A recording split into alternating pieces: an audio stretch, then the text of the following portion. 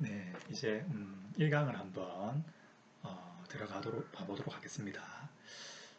일단 그 1강 들어가기 전에 그래도 지금 현재 코로나19 때문에 지금 상당히 그 마스크 대란이 발생하고 마스크에 대한 좀 부족함 이런 것들이 많이 있어서 지금 현재 정부에서도 공적 마스크를 이제 공급하고 있죠. 그래서 학생들한테도 이런 정보는 뭐 인터넷 나와 있지만은 잘 모르고 있는 학생들한테는 여기에 좀 알고 있으면 좋을 것 같아가지고 선생님이 한번 좀 사진을 한 개 좀 구해왔습니다. 일단 네 잠시만요. 네, 이 부산에 한 센스 있는 약사님이 요 그림을 만들었던데 한번 학생들한테 공유하고 싶어서 한번 제가 인터넷에서 한번 가져와 봤거든요. 바로 요 사진입니다. 제가 선생님이 확대를 좀 하겠습니다. 공적 마스크 나는 어느 요일에 사나요? 태어난 연도에 따라서 손가락을 그려서 이렇게 손가락을 그려서 이제 찾기 좋도록 월화수목을 해놨네요. 보시면 이렇게 주민등록 끝자리가 1과 6인 사람은 월요일 날 그 약국에 구매하시면 되겠고 화요일 같은 경우에는 2와 7인 사람 그 다음에 3과 8인 사람은 수요일 날 4와 9인 사람은 목요일 날 맞죠? 5와 10인 사람은 금요일 그리고 토요일 날에는 모두가 가능하네요. 뭐 예를 여기 64년생 있지만은 선생님이 81년생입니다. 81년생. 올해 나이가 마흔입니다. 마흔. 이제 81년생 같은 경우에는 81이니까 월요일 날 마스크를 살 수 있게 되는 거죠. 꼭 주민등록증을 지참해서 살 수 있다고 하네요. 그리고 학생들은 제가 제 3반 학생들 학기 초에 사항에 대해서 받아보니까 2002년생이 상당히 많더라고요. 2002년생이요. 2002년생이 보고 저는 깜짝 놀랐습니다. 선생님은 2002년에 월드컵을 대학생 때 봤던 기억이 나거든요. 참 그런 거 보면 참 세월이 참 빠르구나라는 생각을 많이 했습니다. 우리 학생들은 2002년이기 때문에 주민등록번호 끝자리가 2이기 때문에 화요일 날 가시면은 이제 요 공적 마스크를 살 수 있겠네요. 선생님, 그러면은 공적 마스크를 어느 약국에서 재고가 있고 살 수 있나요? 라는 것은 어디 볼 수 있나요? 이것도 간단히 우리가 확인할 수 있습니다.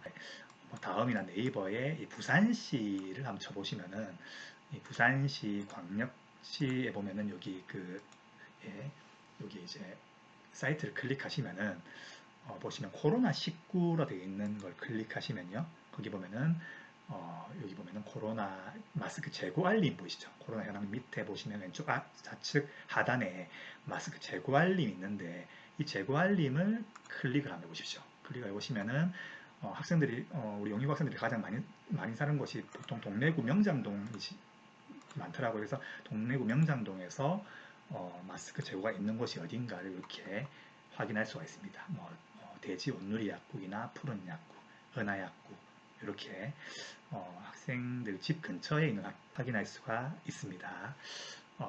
여기까지 이제 학생들한테 좀 정보를 공유하고 싶었고 일단은 1강은 이제 제가 예고했듯이 이제 15분 한국사 책에 필수 주제 7가지 제가 차례 개관 말씀하면서 요 필수 주제 7가지는 매우 중요하고 정말 한국사에 관심 없거나 한국사 싫어하는 친구들조차도 요 7가지는 반드시 숙제를 해야 된다 라는 얘기를 했었습니다.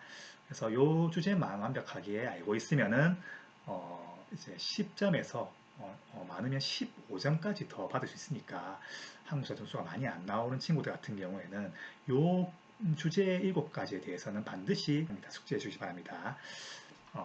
일단 첫 번째 주제 한번 여기 보도록 하겠습니다. 일단 2학년 때 이제 한국사 흐름을 쭉 이제 살펴서 제가 알기로는 학생들이 그 이제 정근대사 흥선대원군 앞까지는 다 했다고 알고 있습니다. 그런데 여기 선사시대 부분은 학기 초반에 배우기 때문에 좀 기억이 잘 안 나는 경우가 상당히 많죠. 그렇지만 이제 수능과 모의고사에 나오는 아주 중요한 사항에 대해서는 가장 오래됐다 하더라도 반드시 기억을 해줘야 됩니다. 먼저 주제 1번은 항상 모의고사와 수능에서 1번 문제로 나옵니다. 1번 문제로. 예. 항상 1번 문제는 제가 여기 그 화이트보드를 하나 또 구매를 했었는데 여기 한번 적어서 한번 보도록 하겠습니다. 일단 여기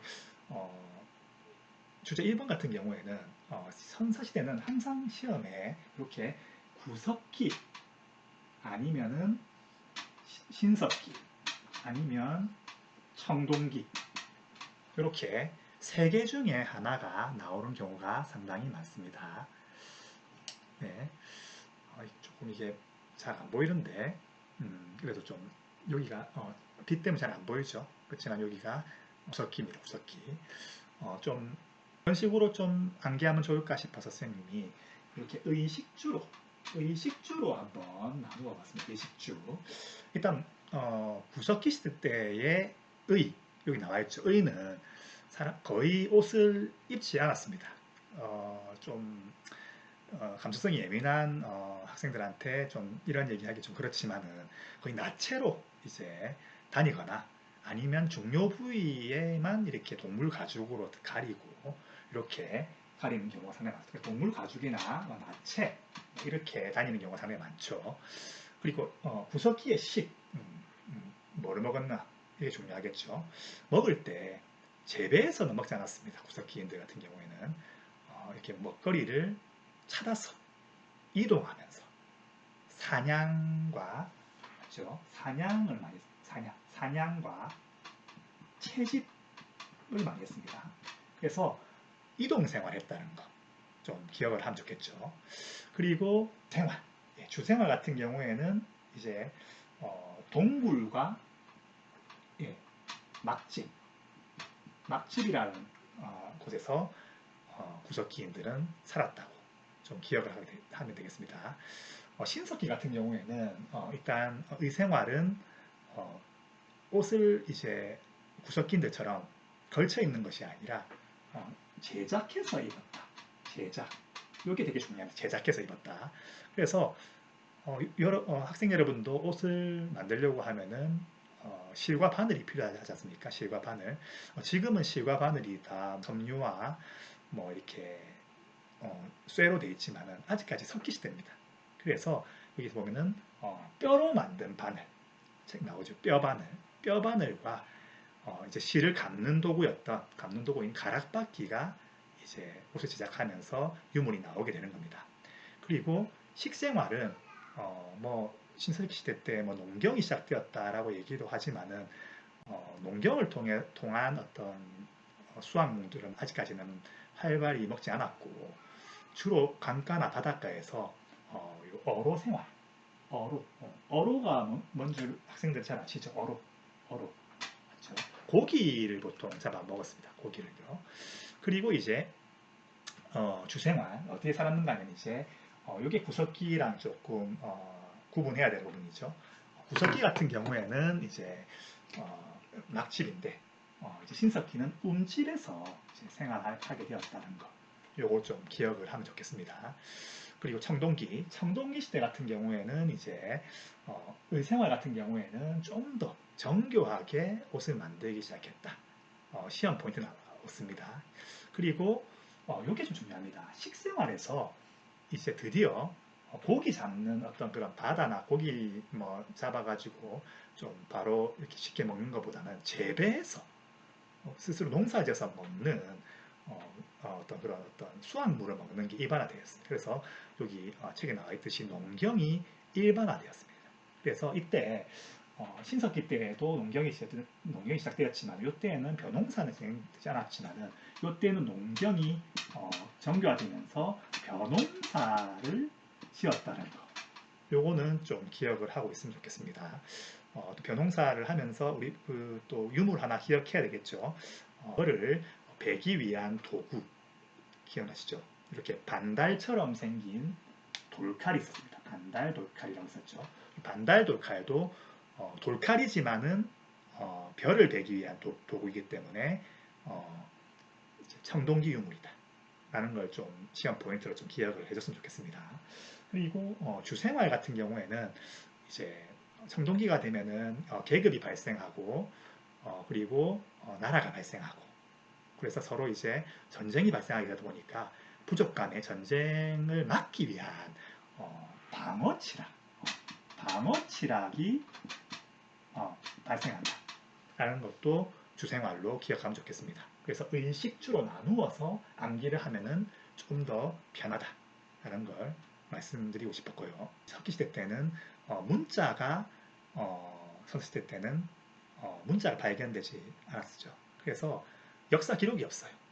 역사 기록이 없다고 한다면은 무엇을 보고 우리가 그때 과거를 판단할 수 있겠습니까?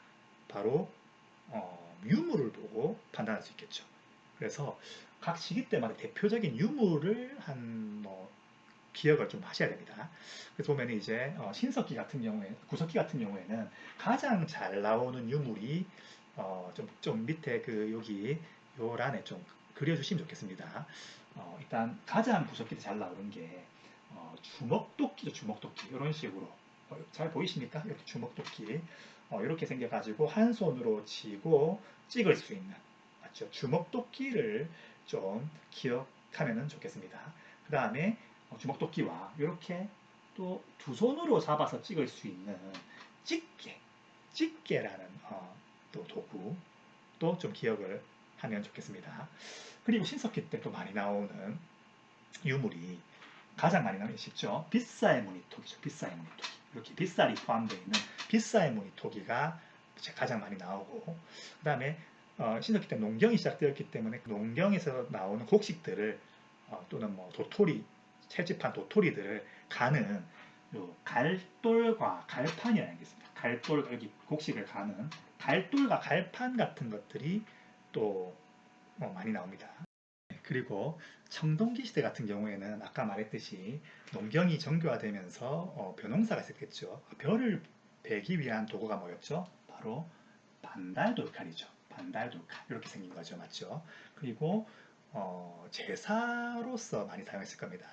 물론 전쟁도 있었지만은 청동 무기이기 때문에 전쟁용으로 사용하지 않았을 겁니다. 바로 비파형 동검이 하나 있습니다. 비파형 동검. 선생님 그림을 좀 잘 못 그립니다. 비파형 동검이 유물로서 좀 알고 있으면은 좀 도움이 되지 않을까 싶습니다. 여기 보시면은 제가 그 다음 장에 보시면은 요 유물 대표적인 유물들이 나와 있죠. 여기 이게 주먹도끼, 집게, 신석기의 빗살무늬 토기, 갈돌과 활판, 그리고 청동기 때는 반달돌칼, 그 다음에 고인돌, 맞죠? 그런 유물들을 보시면 도움이 되지 않을까 싶은 생각이 듭니다. 그리고 두 번째 주제, 두 번째 주제에 대해서 한번 해보도록 하겠습니다. 네, 두 번째 주제는 한국사에서 시험에 잘 나오는 왕들을 좀 한번 알아보도록 하겠습니다. 일단 고려시대의 왕과 조선시대의 왕 중에서 선생님이 봤을 때 가장 출제가 잘 되는 왕들 4명을 한번 추려봤습니다. 그 왕의 업적은 반드시 기억을 하고 있으면은 학평이나 모의고사, 수능 문제에 거의 왕들 문제의 한 60% 가까이는 맞추지 않을까라는 생각이 듭니다. 일단 그렇게 기억하십시오. 여기 이것처럼 고려시대의 2명인데 고려 정기의 1명과 광종입니다. 광종. 노비안검 기억나시죠? 그 다음에 고려 후기 때 공민왕 맞죠? 반원 자주개혁을 했던 공민왕 기억나시죠? 그 다음에 조선시대에도 정기 때 1명과 후기 때 1명을 기억하면 좋습니다. 정기 때는 세종대왕 많이 시험에서 보셨죠? 그리고 정조 이렇게 요 4명의 왕만 일단 우선적으로 반드시 암기하고 있으면은 모의고사나 수능 칠 때 큰 도움이 되지 않을까 싶은 생각이 듭니다. 먼저 광종부터 고려 정기 광종부터 한번 키워드를 한번 정리해 보도록 하겠습니다. 광종은 기억하시면 모르겠지만은 노비안검법 그렇죠? 노비안검법을 실시합니다. 이때 당시에 권력을 잡고 있던 세력들이 호족 세력들이 노비 일반 백성들을 노비로 많이 잡고 있었거든요. 그 노비들을 해방시켜서 일반민으로 이렇게 해방시켜주는 정책을 펼치게 되는 거죠. 이 노비안건법은 두 가지 효과가 있습니다. 먼저 호족들의 노비, 경제적 기반이 되는 호족들의 노비가 해방되면서 호족의 경제적 기반이 약해지는 동시에 노비가 평민이 되면서 국가에 세금을 내게 됩니다. 세금. 그래서 왕권 강화와 재정 확충 두 개의 어떤 효과를 노리는 아주 뛰어난 정책이 바로 이 노비안건법이었습니다. 두 번째, 광종하면은 우리가 또 반드시 알아야 되는 게 우리 역사 최초로 과거제도를 실시했습니다. 과거제. 그 전까지만 해도 맞죠. 그 호족 같은 경우는 아버지가 높은 관직이면은 시험에 거치지 않고 고위층까지 올라갔었는데 광종이 과거제를 중국으로부터 도입하게 됩니다. 근데 여기 한 가지 더 기억할 게 이 과거제를 도입할 때 중국 사람 한 명을 이제 초빙을 해서 과거제를 시행하는데 그 중국인 한 명이 시험에 좀 잘 나옵니다. 이게 바로 쌍기입니다. 쌍기라는 사람을 영입해서 과거제를 실시하게 되었다. 라는 걸 좀 기억하면 좋겠습니다. 그리고 광종하면은 또 잘 나오는 게 연호입니다. 연호는 학생들 언제 선포한다 하셨죠? 나라가 잘 나갈 때입니까? 못 나갈 때입니까? 잘 나갈 때죠, 맞죠? 그래서 아주 잘 나갈 때 대외적으로 자기가 황제다 라는 걸 강조하기 위해서 연호를 선포하는데 혹시 기억하십니까? 우리 역사 최초의 연호를 선포했던 왕이 누구였죠? 고구려의 광해토 대왕이었죠. 영락이었습니다. 영락. 마찬가지로 광종도 광덕 중풍이라는 연호를 선포했습니다. 그래서 광종 같은 경우에는 동그라미가 지금 여기 1, 2, 3, 4, 4가지가 되어 있지만은 요 3가지 정도는 반드시 기억하면은 문제 풀 때 큰 도움을 많이 얻습니다. 그리고 이제 광종이었고, 그리고 고려 후기 때 공민왕 같은 경우도 한번 키워드를 한번 알아보도록 하겠습니다. 공민왕 같은 경우에는 일단 첫 번째 광종의 노비안건법과 상당히 비슷한 어떤 정책이 하나 있습니다. 고려 초기 때에는 호족이 권력을 다 잡고 있다고 했는데 고려 말기 때, 고려 후기 때에는 혹시 어떤 세력이 권력을 잡고 있었던 거 기억하십니까? 이때는 친원파 세력이었던 맞죠? 권문세족이 권력을 다 잡고 있었습니다. 그 권문세족들의 어떤 마찬가지로 권세족들이 땅과 노비 이런 것들을 다 가지고 있었거든요. 그래서 이 권문세족들의 가지고 있는 땅과 노비를 해방시키고 맞죠? 회수하는 정책인 전민, 변정, 도감이라는 것을 설치하게 됩니다. 한국사에서 이 도감이라는 말이 나오면은 임시기구라 뜻입니다. 임시기구. 이런 도감이 많죠. 식목도감, 훈련도감, 맞죠? 교정도감. 그렇게 기억하시면 됩니다.